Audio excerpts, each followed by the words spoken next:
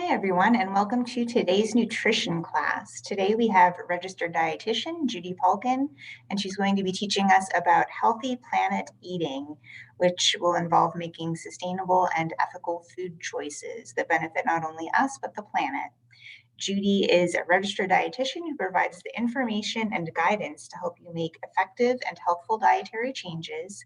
And this presentation has been funded in whole or in part by federal funds from the National Library of Medicine. Now I'm going to turn it over to Judy. Thank you so much for doing this today, Judy. Oh, thank you so much, Devin. And I really appreciate that the Worcester Public Library supports these classes.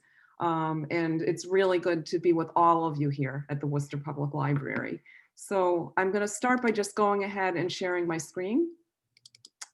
Can everybody see that? Can you see? Yes. Okay. So healthy planet eating. I'm really glad that you're here to join me for this important topic. Like you, I am very concerned about what's happening to our planet. There are a lot of things that are really going wrong, and we can have an effect in changing this. So I want to share with you what I know. There's a lot I don't know, but I want to share with you what I know. And I want to say that I do welcome your comments or questions. You can just go ahead and put them at any time into the chat box. And from time to time, Devin will read them and I'll try to address them. You might know if you've been to my classes before that I'll show you a few paintings. I love showing them. I think they can help us to see the topic we're discussing in a new light from time to time. And because you're registered, you'll get an email with images of the slides. So if there's something that strikes you as really important, you don't have to feel that you have to write it down. And finally, I'd like to say, as I go along, be thinking of any actions that you might want to take. It might be something that I mention, or it might be something that somebody else mentions in a comment. But at the end, I'm going to ask you all to set at least one goal that you don't have to share with us, but you can if you want to. So I'm going to start with this beautiful Monet. This is from 1882, and I'm showing this because this is exactly what we're trying to save here, our beautiful planet. So much is going wrong, and you could just see the beauty of it here in this painting. Our Earth is hurting in many ways, and I've listed some of them here. Climate change is a very serious crisis. Global temperatures are now up a little more than 1 degree Celsius since pre-industrial levels. And that actually is a lot. First of all, 1 degree Celsius is 1.8 degrees Fahrenheit. So we're up about 2 degrees Fahrenheit. And again, that is a lot. It's taken a huge amount of heat to raise the temperature globally by that much. And the effects are catastrophic in many cases. There's the heat waves and the droughts and the wildfires and the crop failures due to the droughts. And there's the melting polar ice caps and glaciers, and that's leading to rising sea level and floods and many other effects that are really serious and very catastrophic. And I want to mention that they are happening faster than climate scientists had predicted. There's also a crisis with plastics in the environment. Plastics are clogging up our waterways. There's just tons of them in the oceans, and scientists are finding that they break down to microplastic particles that are being found in all kinds of places where we really would rather not have them be.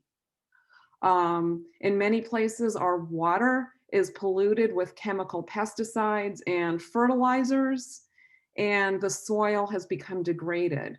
A lot of this soil degradation is due to the agricultural system of monoculture, where one crop may be planted over and over for years. Very often, for example, it's corn to feed cattle that people want to eat. So this is extremely bad for the soil. There's a lot of deforestation also to make room for corn, and cattle. And there's a serious loss of many of the pollinators, like many bees and butterflies that we need and other creatures need for our food supply. So with all that in mind, the topics that I want to talk about kind of fall into these four categories.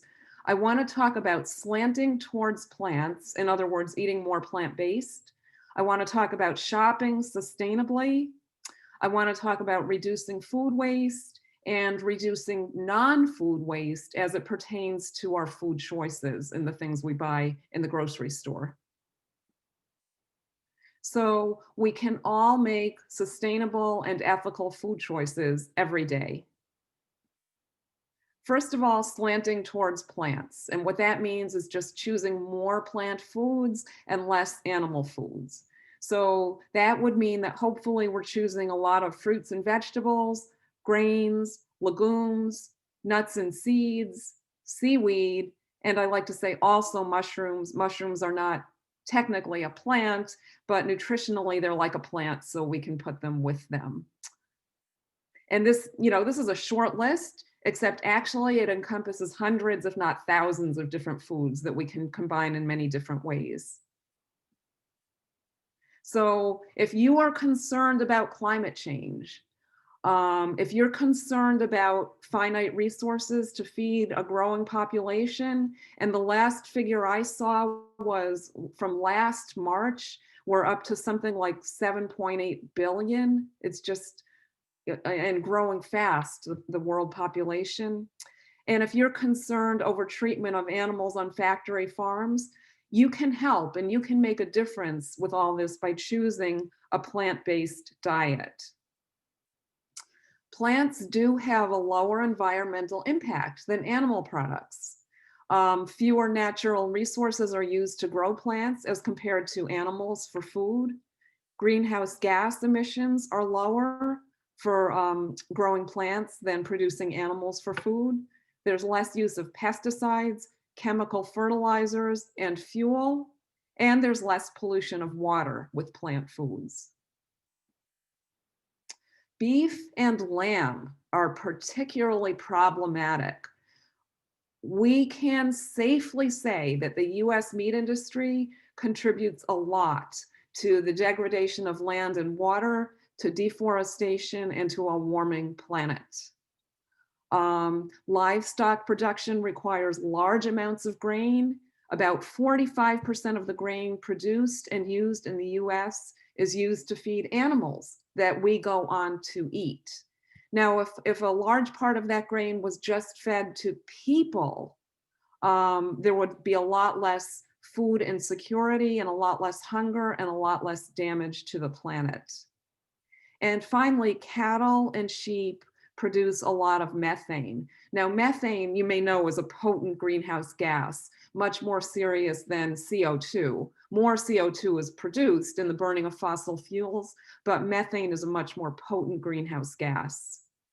So to understand why cattle and sheep, and therefore lamb, produce so much methane, I just want to explain about ruminants. Ruminants are a group of animals that include what I've got listed up here: cattle, sheep, goats, buffalo, deer, elk, giraffes, camels, gazelles, antelopes, and there's more. There's actually about 200 species of ruminants. Some are wild, some are domesticated. But we're mainly concerned about cattle and sheep because people are not taking, for example, gazelles and putting them on factory farms and mass producing them, to produce meat. So it's mainly cattle and sheep that are the problem here. Ruminants have 4 stomach compartments. And you can see in the diagram of this cow that the rumen is the largest. It's that big sac-like structure. So ruminants can eat grass and other coarse vegetation that creatures with one stomach, like us and like chickens and like pigs, cannot eat. So they can eat all this stuff. And then in the rumen, microbes digest the grass by fermentation. And it's a little more complicated than that. It doesn't just pass through. I think they do something like regurgitating it back up, They chew it. That's called chewing their cud. I'm sure we've all heard that term. Then they swallow it again. And a byproduct of all this chewing and fermentation is methane gas.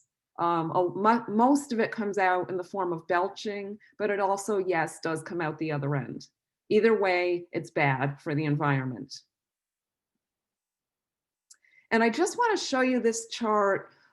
This came out of research that was published in Science in 2018, and it's comparing various different foods, the greenhouse gas emissions across the food supply chain. So from the very beginning when land might be planted, what happens on the farm, and processing and transportation and packaging and everything. And what I want you to notice is the very first bar at the top. Cattle that is raised for beef has far and away the most greenhouse gas emissions. Look at that. It's more than double anything else. And then after that, it's followed by lamb and mutton. And if you look at the bottom of the chart, everything is plant foods. So the take-home message here is that beef has a really bad greenhouse gas effect, and there's some mix-up in the middle between the plants and animals, but I just want you to remember that about the beef and the lamb, because sometimes we're just looking for one or two things we can do or cut back on, and maybe that would be it for some people. I want to just cover some plant-based eating terminology. I have a feeling that a lot of you know this, but just in case you don't, I want to be clear what these mean. A vegan is someone who excludes all animal products. A vegetarian also eats a lot of plant foods, but very often includes dairy and eggs. So they might be lacto or ovo or lacto-ovo vegetarian. A pescatarian is also eating a lot of these plant foods, but they also eat fish. And then finally, a flexitarian, and you might also hear the term plant forward or semi-vegetarian. This is someone who eats a diet rich in plants, but includes small portions of fish and or chicken and or meat. So I like to say that if you wake up one day and you realize you're eating a lot of dishes made with beans, and you're buying plant-based burgers and ordering them out in restaurants, and you're using a plant milk or two, then maybe you're flexitarian. And that is a really good thing. It's, we don't have to be completely vegetarian or vegan to have a good impact on the planet. Any shift toward more plant-based eating is a good thing. And just so you know, I try to eat in a flexitarian way myself. I eat a lot of the veggie dishes with a lot of beans. And of course, in the end, it's not the terminology that matters, it's our actions. So I would just like to see more and more people moving in that plant-forward direction. So I want to show you some nice veggie dishes. And I want to make the point that legumes and whole grains can form the basis of many healthful meals. We don't have to have meat in a meal to meet our nutritional needs. We don't have to have meat at all to meet our nutritional needs, and certainly not in every meal. So there's lots of other dishes, but here's some examples. You might have some nice rice and beans. You might have a vegetarian chili. You might have whole wheat macaroni and cheese. Maybe prep some eggs with veggies. It could be quiche or an omelet or just scrambled eggs that you throw some onions and mushrooms into. Maybe you make a lentil soup or a nice hearty black bean soup, or a tabbouleh salad with bulgur wheat and parsley and tomatoes. Or maybe you do one of those bowl things that are so popular, where maybe you'd have something like brown rice and lentils and some sauteed greens or broccoli, and maybe a sauce like tahini. And by the way, with the bowls, there's infinite combinations. That's just an example there, but there's a lot of ways you can configure a nice bowl for a meal. So here's my recipe for rice and beans. You might not need this, maybe you have your own, but I like this because it's all cooked in the same pot or pan, so it's easier, there's less cleanup, less work. And a dish like this is very adaptable. You could change the beans if you didn't have red kidney beans or you just wanted to use black beans or pinto beans, you could. You could change the seasonings, you could add different vegetables. But if, let's say you're someone that is accustomed to having a lunch with cold cuts, like you have a sandwich and you have turkey or a bologna sandwich or something, and you want to be more plant forward, you could make a big pot of something like this on the weekend. And by the way, I usually double it or triple it. It doesn't make a ton the way I've got it written here. So I'll make a big pot of this or maybe a lentil soup or something on the weekend. And then I get lunches from it all week or most of the week. So that's one way of cutting back on meat if you happen to be having meat at lunchtime. This kind of thing is very satisfying. And I have heard the objection or the concern, well, what about protein? Is this going to be enough protein? And that's a very valid concern. And my response to that, what I do is, because it is true that beans and lentils, on the same volume basis of a piece of chicken or something, they don't have nearly as much protein. So what I do is I'll just have a big dollop of yogurt on the side in a little dish, or maybe cottage cheese, because yogurt, especially Greek yogurt and cottage cheese, are really high in protein. So I consider the problem to be solved. This isn't going to work for a vegan, but it would work for everybody else. If you do want to have your meat, I just want to give you a couple examples here of how you can extend meat nicely so you can use less of it. And that's really the whole idea. So let's say you were using ground meat, either ground beef or ground turkey, to make something, a lasagna or a chili or something. You could take maybe half of it or whatever amount of it you want and put that in the freezer. And you can extend your meat by adding any combination of beans, and those beans could be canned or maybe you've cooked them from dried. You can use textured vegetable protein. Now, textured vegetable protein is what I'm showing here in the picture. It's defatted soy flour. Soy is very healthful, and soy has a lot of protein. It's the legume with the most protein. So this is really a nutritious food. In the package, it looks like, I almost think it looks like little grape nuts, the cereal. And you can either pour boiling water over it and let it sit for a few minutes and add it to whatever dish you're making. Or sometimes I even just throw it in the dish. If the dish has liquid in it, I just let it expand in the dish. And it's got a meat-like chewy consistency. If you haven't tried it, I think you'll probably enjoy it if you do. Another way of extending ground meat is to add chopped mushrooms. And I like to add a lot of extra peppers to things. They're really good. About those mushrooms, if you live around here, Trader Joe's very often has in their frozen vegetable section bags of frozen mushrooms. And it's nice to keep a couple of those in your freezer, because it is true that if you buy fresh mushrooms, which are great, but they don't keep very long. So if you just want to have extra on hand for any time you might want to use them, you might want to keep some in the freezer. We do have a couple comments in the chat box. Elaine said that your chili recipe looks so yummy. And Mary said that this week she made veggie shepherd's pie that she put in veggies, lentils, and mashed potatoes, which sounds great. Really good. Yeah, both of you, thank you. Love the idea of the shepherd's pie. Thanks for that, to try that one. So I found this painting with mushrooms. This is by Jamie Wyeth, who is still around. He's Andrew Wyeth's son. And this is of a mushroom picker from 1963. And one thing I love here is how dark it is, the painting. And I don't mean dark as in gloomy. I mean, it just shows the situation in which mushroom pickers work. They work in a really dark environment. And I just think it's a really interesting painting. And mushrooms are a great food. Here's another one that I love. So this is by Jacob Meyer de Haan. I hope I'm pronouncing his name right. He was a Dutch Jewish painter and painted in the 1800s. And what I love here is that vegetables and fruit are so beautiful. And he really captured that here.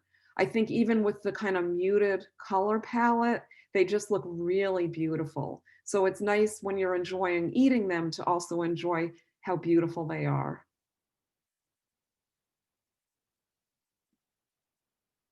So I'm going to move on from plant-based eating and talk about shopping sustainably, because we can make a lot of really good choices when we do our food shopping. So first, choosing your produce. I know you've all heard it before, but it truly is a good idea to choose fruits and vegetables that are in season near you, near where you live. That way they won't have had to travel so far, like across the country or halfway around the globe, and in the process have a big carbon footprint because they've had to, be transported. And also, I think that there's something really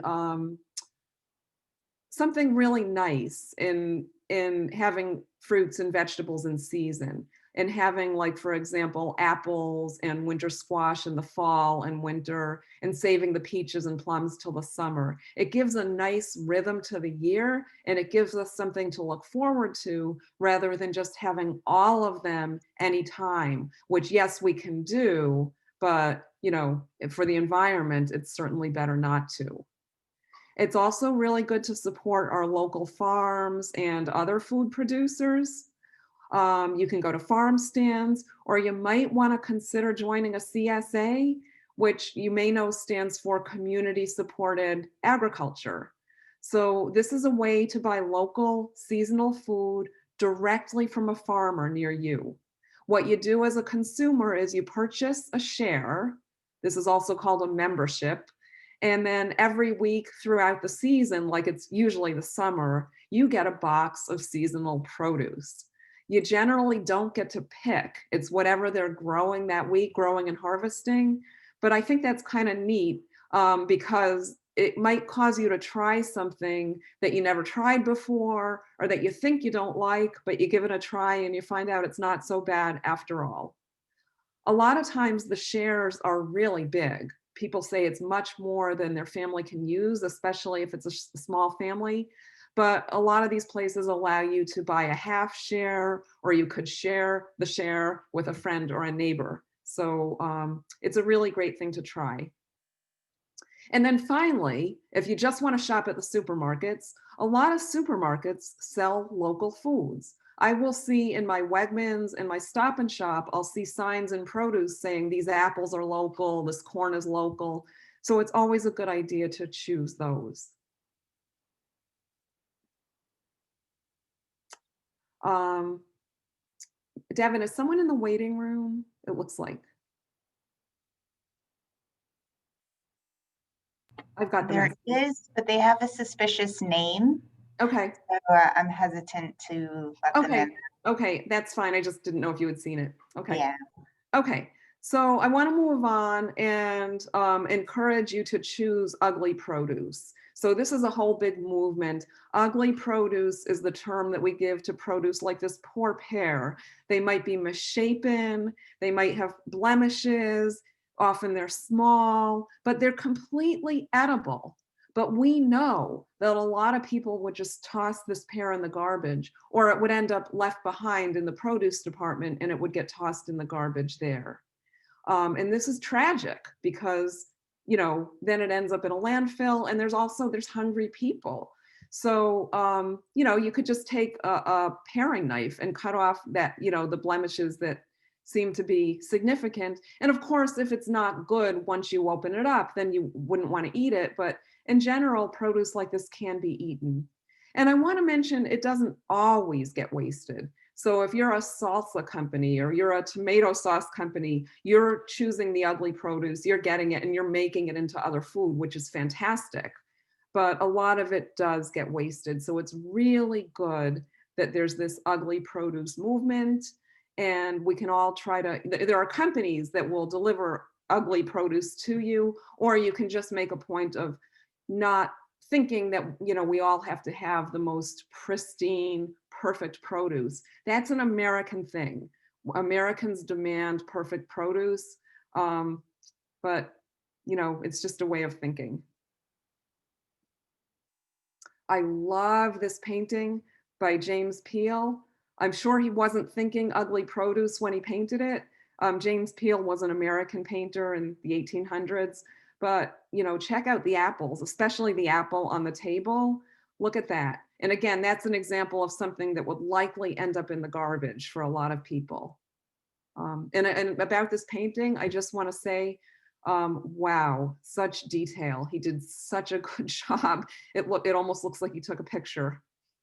I just love it. Okay, so another great thing we can do is choose whole, minimally processed foods instead of highly processed foods. Highly processed foods use a lot more resources in creating them, and then they tend to have a lot more packaging than less processed foods. And they're generally terrible for us. So this Hot Pocket is like the epitome of an ultra highly processed food. And there's thousands of others like it. If you go to any supermarket, there's thousands of highly processed foods. But you can see that ingredient list on the right. Anytime an ingredient list looks like that, and we can't read it, but you can tell it's really long, that generally means there's a lot of different sources of salt and bad fats and sugar and white flour. It's generally not a good thing. So, this gets marketed to busy parents who feel like they don't have much time to cook. And it also gets marketed to children who then clamor for it. So it's a bad arrangement. And if we want something like a Hot Pocket, we can just take a wrap and create our own Hot Pocket, right? We have a couple more comments. Elaine mentions, I guess, a company called Imperfect Foods. Yep. And she says, great people delivered to your home. And then Mary says that she agrees with you about ugly produce and that she typically buys the reduced, marked down ugly produce at Market Basket. And it's totally fine and it costs less than the pretty produce. Yes, yes. Thank you both. Yeah. Thank you, Elaine, for sharing the name of that company. And Mary, yeah, also at Stop and Shop, at least at some of them, they've got racks of discounted produce. And, if you're going to be using that produce right away, or if you want to freeze it, there's absolutely no reason. It's a great idea to buy the marked down produce. So it's a really good idea for the planet to cut back on the use of chemical pesticides and fertilizers. So one way you can do that is go online to the Environmental Working Group. They're a great consumer advocacy organization, and I've got their website listed. And they publish every year what's called the Shopper's Guide to Pesticides in Produce. And so the Dirty Dozen will be the 12 types of produce that have the most pesticide residues. And the Clean 15 are the 15 that have the least. And this is published every year. You can kind of find it on their website. Sometimes you have to look a little hard for it. The only reason being is they want you to buy it. They want you to make a $10 or more donation, and then they'll send you the information, including like a little laminated card. I think it's well worth it, but if you don't want to do that, you can find the information online. It doesn't change too much from year to year, but it changes slightly from year to year. Like I know in past years, apples have been at the top of the list for pesticides, whereas this most recent one, they're number 5. But what I was going to say is most of us don't have an unlimited food dollar. So if you want to choose some organic, but you can't afford to buy all of your produce organic, you might want to take a look at the Dirty Dozen and choose the ones that are at the top of the list, like strawberries and spinach. I also want to make the point that for the health of the planet, there's no question that organic is better because it's got less of those pesticides and fertilizers. But for our health as human beings, I mean, yes, organic is good, but the main thing is that we should just eat lots of fruits and vegetables, even if they're not organic. And whether they're organic or not, we should just be sure to wash them really carefully. Another thing you can do to reduce intake of pesticides and fertilizers is consider growing your own if you have the space and the time to do it. If you have the room, you could plant a garden or fruit trees. And if you don't have the room or if you don't have much time, maybe you could just do a little container garden, like a pot or two of tomatoes or peppers or berries on your front porch. And if you can't do that, maybe at least you could do a couple pots of herbs on your windowsill. There's something really satisfying about growing some of the food you eat, even if it's just a very little, and it doesn't have to travel to get to you, and you know what you are adding or not adding to the soil. Legumes are always an excellent choice. So by legumes, I'm talking here about beans, lentils, and peas. So for us, they're extremely nutritious. They're very rich in protein, fiber, vitamins, minerals, and great phytochemicals. And for health recommendation, it's good to have at least a half cup at least 3 times a week. More is better. Like if you want to have them every day, that is great for your health. And I do whole classes where I talk about that. So I'm not going to go into that now. But for the planet, for the soil, they're also excellent because legume plants, in combination with bacteria that colonize their root systems, they do something called fixing nitrogen. And what that means is they can pull the nitrogen out of the atmosphere and make it into a form that can be used for food for the plant, reducing the need for food fertilizer and leading to healthier soil. So it's a win-win-win for the bacteria, the plant, and the soil. They also require much less water to grow than animal foods and grains. So we should all make a point of eating lots of legumes. Now I want to talk about choosing beef for anybody that wants to choose beef. I just want to explain the difference between conventional beef and grass-fed beef. So conventional beef is the term that's used for beef that comes from a CAFO, which stands for Concentrated Animal Feeding Operation.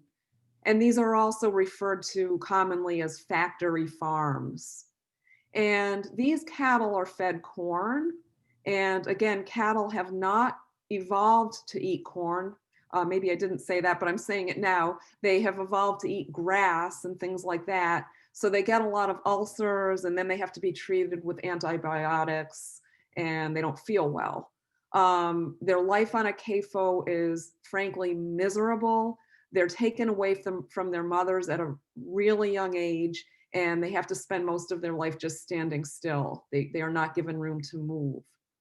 Whereas grass-fed beef, which, I was going to say it's a better choice, ruminants belong on grass. That's where they've evolved to be. The meat from them is better for us. It's got a better fatty acid profile. It's better for the soil. They fertilize the soil, which is the natural cycle of things. And the cow had a better life. So grass-fed beef is clearly the better choice. I do know that it costs more, but people that want to eat beef can make the choice and maybe say, okay, I'm going to enjoy it sometimes. I'll have less of it, but I'll spring for the grass-fed beef. It is available in many supermarkets and even on some restaurant menus. And I want to share with you this painting, this Gauguin of a cow. I just think it's charming. And no matter where we fall on the spectrum of vegetarian, non-vegetarian, I bet we'd all agree that shouldn't they all have a good life, the cows. Now I want to say a word about fish. What I've got listed on the left are fish that are sustainable in the Northeast. So there's silver hake, which is also called whiting. There's Atlantic pollock. There's monkfish, and there's Acadian redfish. I just want to tell you, in case you haven't tried it, that monkfish is delicious. It's got a lobster-like consistency and taste. It's slightly sweet, and Whole Foods often has it, sometimes Wegmans too. It's really, really good. There's a lot of other good choices that tend to be fairly sustainable. Arctic char, which is farmed, wild Alaskan salmon, farmed or Atlantic salmon, canned salmon, and rainbow trout, which is farmed. And I'm getting these directly from a great site. It's the Environmental Defense Fund Seafood Selector. And I've got it listed there, as well as one of my last slides has resources, and it's there too. So these are all really good choices from a sustainability standpoint. And fish is healthful. Also, sardines. And by the way, this is a really charming painting, I think, by Chaim Soutine, Still Life with Herrings. And a sardine actually is just a canned herring. So apparently, from what I've read, wild Pacific sardines are a really good choice from a sustainability standpoint, not so much the Atlantic ones. So if you can determine from the label, it's better to choose Pacific sardines. They were way overfished, but they've been managed really well, and they're making a big comeback. There's little unintended catching of other sea creatures, so great sustainable choice. Also really helpful for us. They're like other fish, they're high in protein and they're high in omega-3 fatty acids. Now, I hear from a lot of people either I don't like sardines, or what even more people say is I'm not sure if I like sardines. It's been about 30 years since I tried them. A lot of people seem to be in that boat. If you're not sure, if you haven't had them for a long time, I would urge you to try them. They're really convenient the way they come in these little tins, and they're generally not that expensive, and they're just a good choice. Next, I just want to mention that it's a great idea to ask questions about the origins of your food, whether you're at the market, at the fish counter, or the produce section, or wherever you are, and in restaurants. If you do ask questions, you will often find that they don't know. And sometimes you might not even know what to ask. And I know, I've been there. But the more we try to ask questions about where our food comes from, the better we get at it. And the more they hear it, the more that they'll know that we want to know. And I also want to say that if you have the information, buy from companies that treat people and animals with kindness and respect. Okie doke. Now I'm going to move on to topic number 3, which is to reduce food waste. We have a huge problem with food waste, not just in the US, but globally. Globally, 1/3 of all food that's produced for human consumption is wasted each year. And we're right there with that. In the US, an estimated 30 to 40% of the food supply is wasted. This is a phenomenal amount of food. It's tragic because there's hungry people, because that food had a carbon footprint in being produced. And that's a lot of food that ends up in landfills. Food that goes into a landfill rots under anaerobic conditions. That means there's no oxygen. And when that happens, it produces lots of methane, just like the cows in the field. And methane, again, is a very potent greenhouse gas. So this is tragic all the way around. So I'm going to tell you a whole bunch of little ways you can, it can cut back on food waste if you are wasting any food. Some of these are really little ways, but I think it's little things that add up. So here's some things we can do.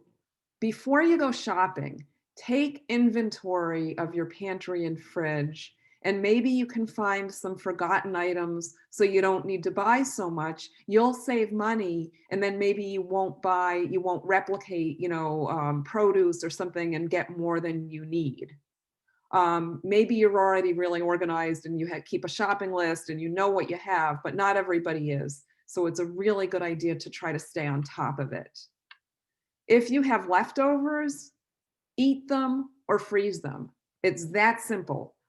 You got to eat them or put them in the freezer. If you freeze them, you'll be really happy you did it, because like one night next week or next month, when you've had a really busy day and you don't know what you're going to do for dinner, you'll be really happy to have those leftovers in the freezer. You can also be creative if you're gonna do something with your leftovers, so that something that was an entree maybe last night could be today's salad or maybe a soup. So you can have fun with that. You can even do what I call create a use it up meal, where you find these odds and ends and you create a meal out of it, and you might be surprised at how good it is. And if nothing else, you'd be really pleased that you got rid of the odds and ends and didn't waste them. And if you have extra food at a restaurant, which happens a lot because restaurant portions tend to be really large, and you know, even if you're getting takeout from a restaurant these days and bringing it home, bring that extra food home. Don't eat it if it's too much food. That's never a good idea. Bring it home and you can eat it tomorrow, or of course freeze it.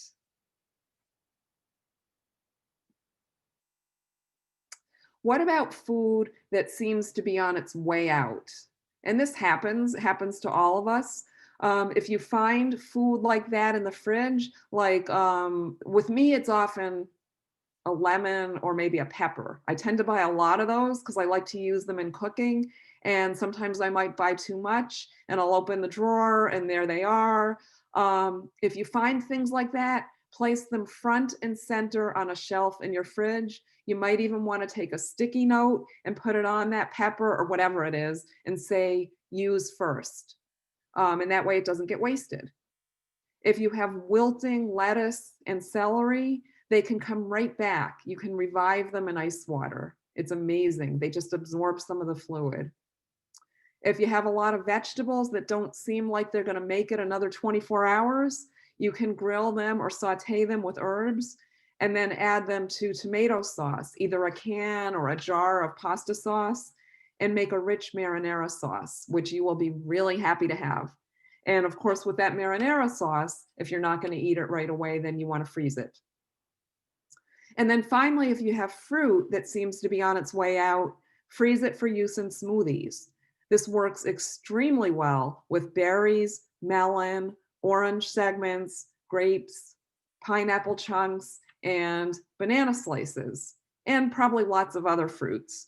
And if you're not really a smoothie person or you don't want to have smoothies in the winter or whatever, I still think you can freeze the fruit and you will find uses for it. If it's banana slices, maybe you'll put them in pancakes or on waffles, or maybe you'll make banana bread. If you're roasting a chicken and you have frozen orange segments or pineapple, you could put that around it, or throw them in a stir fry. So there's lots of good things you could do with frozen fruit. This is a Renoir of a field of banana trees. It just makes me sad to think of all the bananas that get thrown away. And I know they do. We probably all know this because they seem to go bad so quickly. One day they're yellow. It seems like the next day they're brown. So if, you know, keep an eye on your produce. If that's happening, again, eat it or freeze it. Use the whole vegetable or fruit for that matter. This is a really good movement as well. If you use the whole thing, then there's less waste, and the carbon footprint that that produce generated in its production is not being wasted. So for example, these are just some examples. If you have root vegetables like a carrot or a beet or a radish that has greens coming out of the top, many people don't know, but this is all edible. You can saute them, you can add them to soups or casseroles. A lot of people just throw them away. You can even eat them raw if they're tender enough. With leeks and scallions, those dark green tops are perfectly good. Don't throw them away.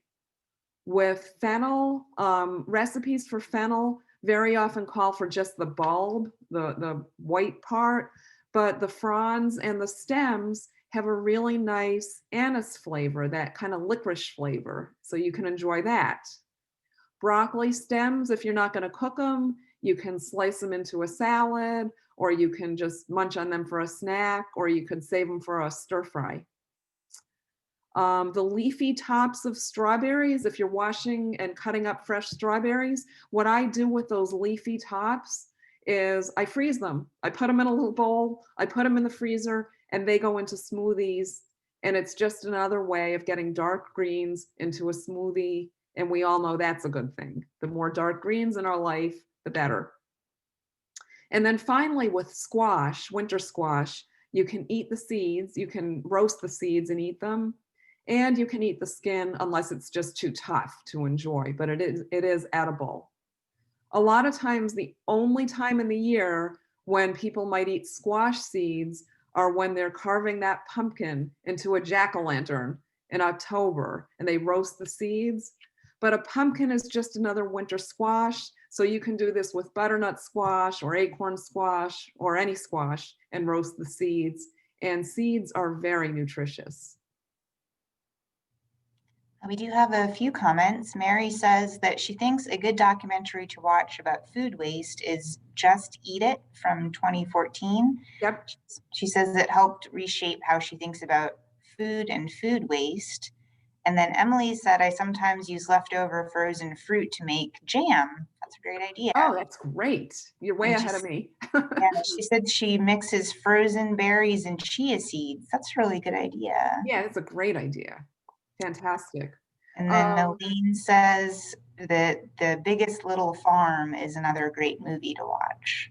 The Biggest Little Farm is excellent. And I think I saw Just Eat It, if that's the one where they show dumpsters full of food from supermarkets, in the back of supermarkets that they throw out because it's reached its, best by date or something. The food is still perfectly good and it's just all going into landfills. I'm pretty sure that's the one, but I'm going to look into that. Thank you everyone for those comments. Another thing you can do is make veggie stock. So stock, as you might know, is different than soup. The stock is going to be used to prepare something else. It could be a soup or a stew or a sauce or something. But good cooks know that stock is something really nice to have around. So here's what you can do. You can keep a container, some kind of a little bucket or bowl in your freezer. And every time you have vegetable scraps that you really aren't going to eat, you can put them in that container. So it might be broccoli stems, mushroom bits, onion skin, carrot peels, kale or Swiss chard ribs. Now you could eat some of these, celery ends, and on and on. But anyway, you put them in the container in your freezer, and when you've amassed a good amount, you simmer it into a stock. And then if you're not going to use that stock right away, you can divide it up into like 2 to 4 cup aliquots and freeze those. And it's really nice to have stock on hand. And then finally, at the end, when you're really at the end of, what you're going to use of your plant food, as well as eggshells, I might add, then you can compost. So composting is really easy, especially the way I do it, which is with no trouble at all. I don't have any equipment. We just have a pile in our yard at the back and we throw it in there, and I like to turn it. And it's actually fun to watch the plant scraps, the food scraps, turning into really good soil over the weeks and the months. There's a lot of benefits. This feeds the soil microbes, and healthy soil has a lot of really good microbes. They then transform this organic material into nutrient-rich soil. It truly is like magic. Healthy soil grows healthy food. So if you have a vegetable garden, you can use the soil from the compost pile to put on your vegetable garden. And even if you don't have a garden, even if you just have some shrubs or flowers or something, you could use the compost for that, the soil for that. It decreases the need for chemical fertilizers because the soil is so much healthier. It helps to retain moisture, and it reduces the methane gas emissions from landfills because this is food scraps that is not going into landfills. So composting is a wonderful thing to do. And then finally, I want to talk about reducing non-food waste. And you may have heard recycle, repurpose, reuse, and refuse. These are all actions we can take with regard to things like plastic bags and, other containers and things. Any way that we can keep these things out of just like landfills and waterways is a good thing. So first I want to show you some information that I got from the Ocean Conservancy website. They're a really great organization that is trying to help clean up the oceans. There's a really big problem with plastic. A lot of it is in the waterways, all kinds of waterways, and that includes the oceans. Plastics are found in more than 60% of all seabirds and in 100% of sea turtle species. Every year, 8 million metric tons of plastics enter the oceans on top of an estimated about 150 million metric tons that are already there. So it's just growing every year. It's like dumping one New York City garbage truck full of plastic into the ocean every minute of every day for an entire year. It's hard to even imagine how much plastic that is. And plastic production and consumption are predicted to double over the next 10 years. So this is so sad. I hate even showing this, but sometimes I think a picture is worth 1,000 words. And this is what's happening in the oceans. It's just so unfair. Okay, so let's talk about what we can do. Let's talk about getting your food home. You have to carry it in something, but I would urge everyone, and you tell everyone you know, to use bags that you already have on hand. This might be paper and plastic bags that you already have. Maybe you've accrued them over the weeks or months or years. And if you haven't, maybe you have like a mother or a grandmother that has, and believe me, I know this is a thing. So use what you have. There's nothing wrong with using a plastic bag if it's a bag you have on hand and you're going to reuse it.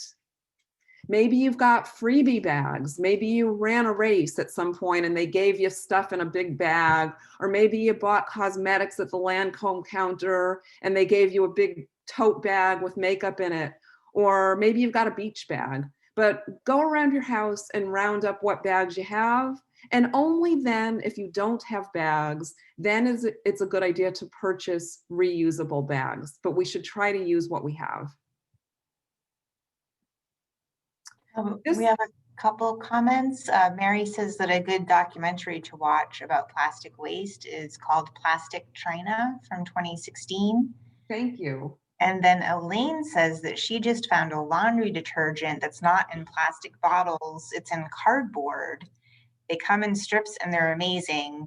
And she's offering to come off video and show it to us. I'd be interested to see it. Yeah, I've bought those. Is it from Well Earth? Okay. True Earth. Okay, I've bought them from Well Earth. Yes, thank you, Elaine. They're fantastic. It's these strips and you peel it off like a Band-Aid. Yeah, Wow. yeah. Thank you. Great thing. Thank you. Thank you so much, Elaine. Because yeah, plastic laundry detergent bottles are just, those are one of the things that are clogging the mountains of waste that we have. So thanks for that. This is the guy, his name is Sten Gustaf Thulin. He was a Swedish engineer and he was in particular a package designer. He invented plastic bags in 1959 and his son has given some interviews and you can find these online. So he did this because he wanted to help save the planet. He was concerned about all the trees that were being cut down to produce paper bags. So he invented the plastic bag as an alternative to paper. What his son says is that Sten never realized that people would use them as a single-use thing.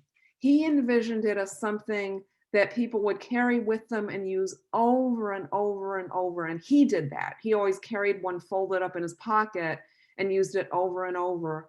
So he never envisioned this tragedy of people just throwing them away, which is what happened in our culture.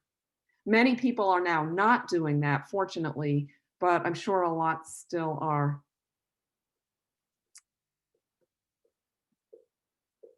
So let's talk about food packaging. Food packaging takes a lot of resources to produce.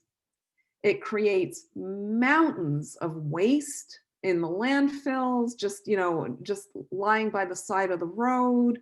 Um, and recycling is not what it seems.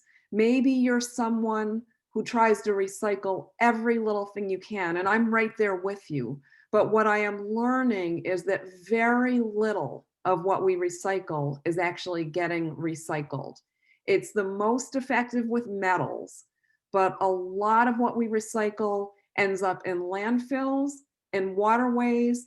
It gets shipped to third world countries, where in those countries it ends up in waterways.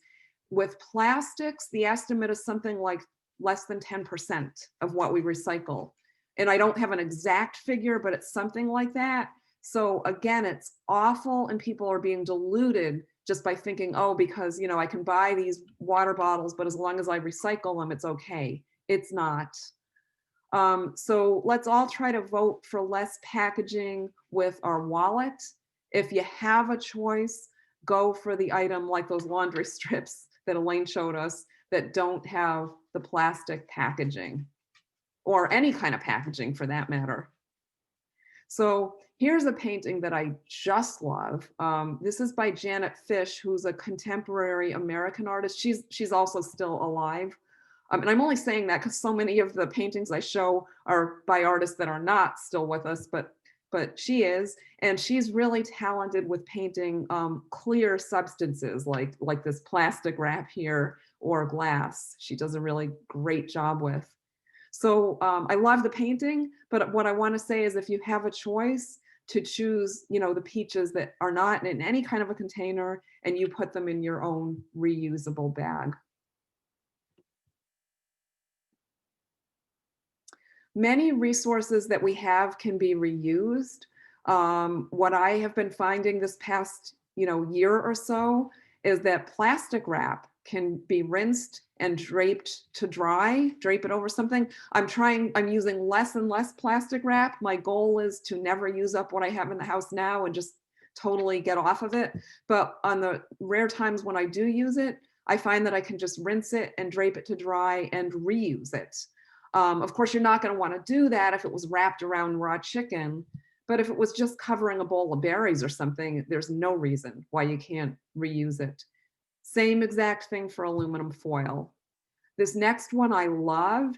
If you have plastic lids from big yogurt containers or raisins, or sometimes like coffee comes in a cylindrical thing with a plastic lid, those make great covers for bowls, mugs, and plates, and you can use them over and over and over indefinitely.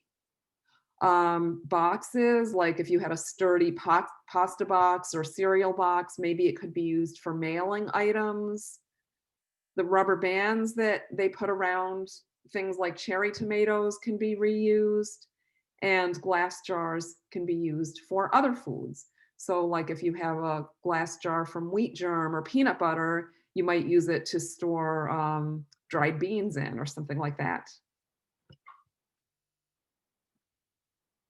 And there are several things that we can buy once and use over and over and over again. So you can buy on Amazon, you can buy reusable snack and sandwich bags, and they're really thick plastic that can be washed and reused indefinitely. All we all need is one water bottle, most of us anyway. I would recommend that it be stainless steel or glass, and that should take the place of any and all single-use plastic water bottles. They need to go.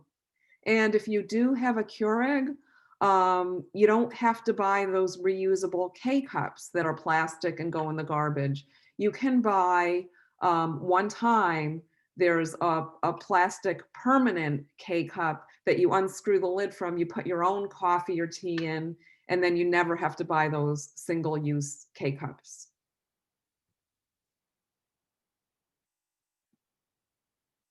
How about entertaining? So we might say, and I'd be right there with you, in the past, I've always used plastic plates and plastic cups. You know, if you're having a crowd over, like a graduation party or something, you know, that was just the way. We'd always use plastic plates and cups, and those usually end up in the garbage. And we now know that even if they end up in recycling, they're likely not being recycled.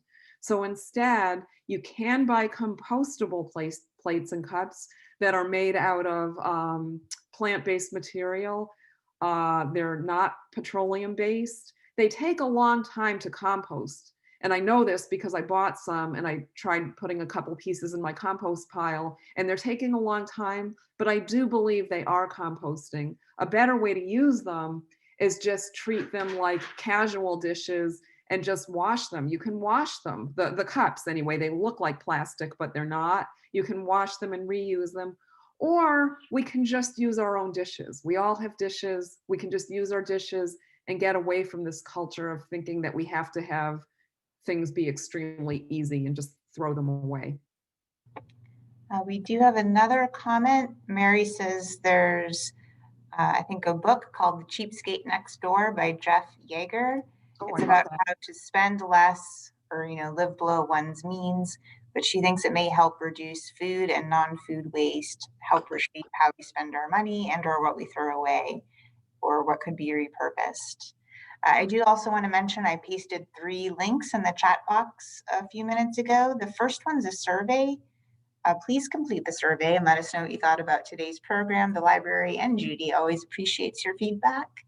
There is another link. The middle one takes you to our remaining nutrition. We also have some diabetes classes that Judy's doing and some cooking classes. So you can click there and see what else we have coming up on the calendar. And there's a blog post with additional nutrition resources. That's the final link. Okay, you can take it away again, Judy. Okay, thank you, Devin. And I apologize that I'm going over. I'm almost done with my material, I promise. There's so much to this topic. There's just so much to say. For dining out, or these days, if that's dining in at your home or whatever, whatever it is, there's a lot of things we can do. If you're going to a place where you are getting a hot beverage like coffee or tea, and you're going to be leaving with it, or if they generally serve it in a paper or plastic lined cup, bring your own coffee mug. That's a great thing to do. They will fill it for you, most places. If you're getting something like Chinese food where you're given a plastic bag of condiments in little plastic containers, unless you really want it, decline it.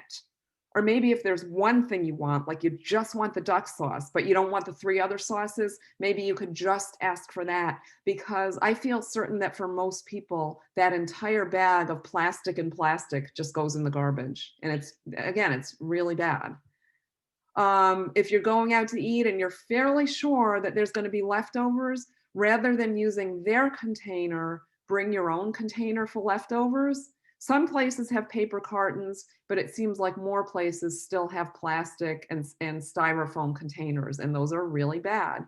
And I know it seems really odd to think of going to a restaurant and bringing your own, Pyrex container with a lid.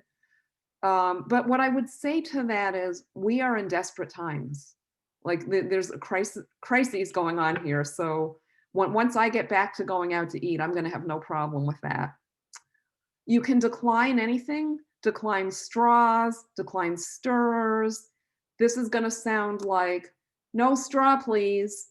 And what you'll find is a lot of times they forget and they still put that plastic straw into your beverage. And I think it's just a matter of us learning and them learning, us learning to be firm in our asking and them learning to remember. I wish the restaurants just wouldn't carry them.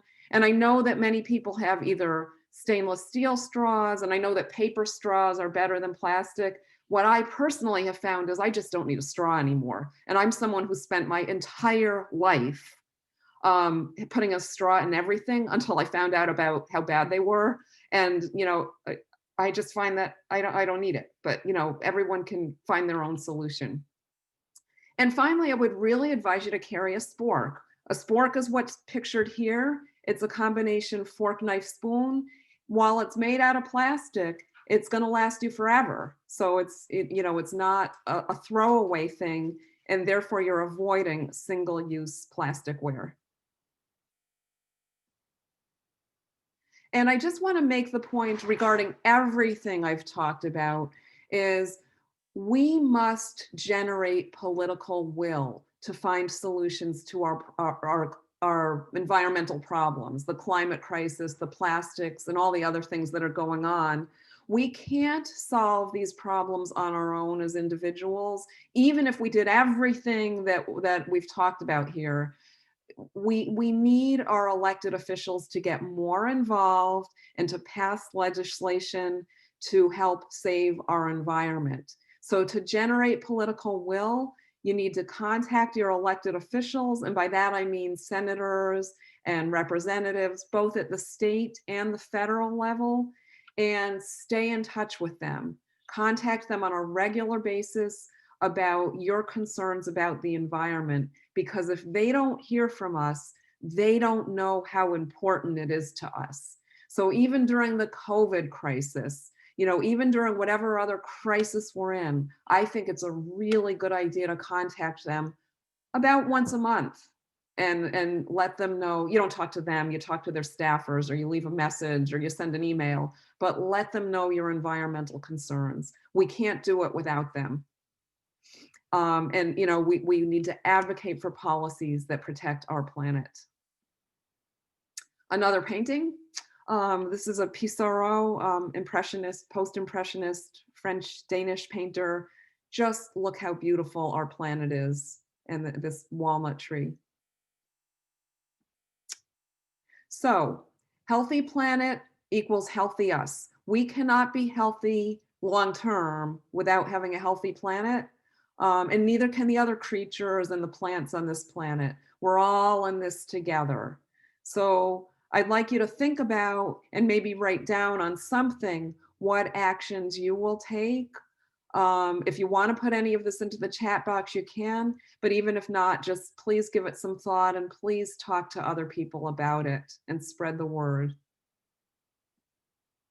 I've got, this will be here on the PDF you get with the slides. I've got some resources, including that environmental group that has the Dirty Dozen Clean 15 and the Environmental Defense Fund Seafood Selector. And one final painting. I just have to show you this. I don't know if you guys have seen paintings by Giuseppe Arcimboldo. He was an Italian painter who painted in the 1500s, so going way back. And this one actually hangs in the Louvre in Paris. And I don't even really like his paintings that much, including this. I think they're kind of creepy, kind of, scary, but I'm showing it because he's very creative. He's got a whole series of these, but I think that it really graphically shows the relationship between us and nature.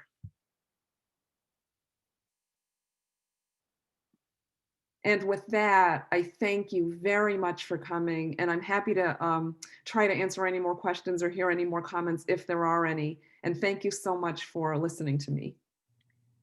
Fran says that her goal is going to be to compost more. Good, great, Fran. I did want to mention a few books. We have some books on this topic at the library.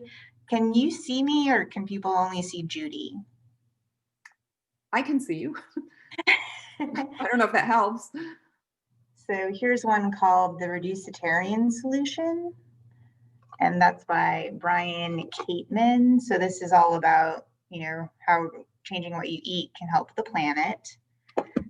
Here's another one called Kiss the Ground, which is also recommended by a lot of chefs, by Joss Tickle. And it has a foreword with Wolfgang Puck, and also the owner and CEO of Whole Foods.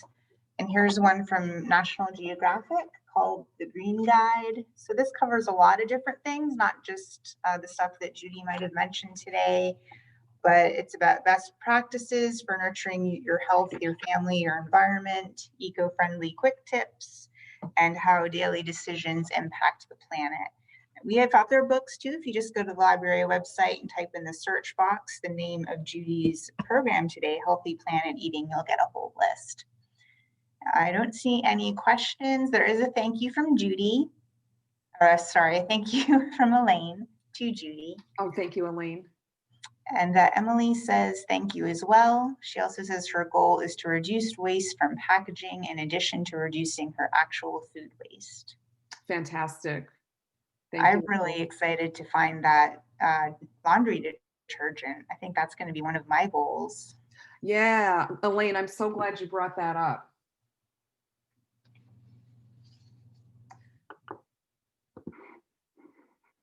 I don't seem to be able to stop sharing the screen for some reason. But anyway, that doesn't matter.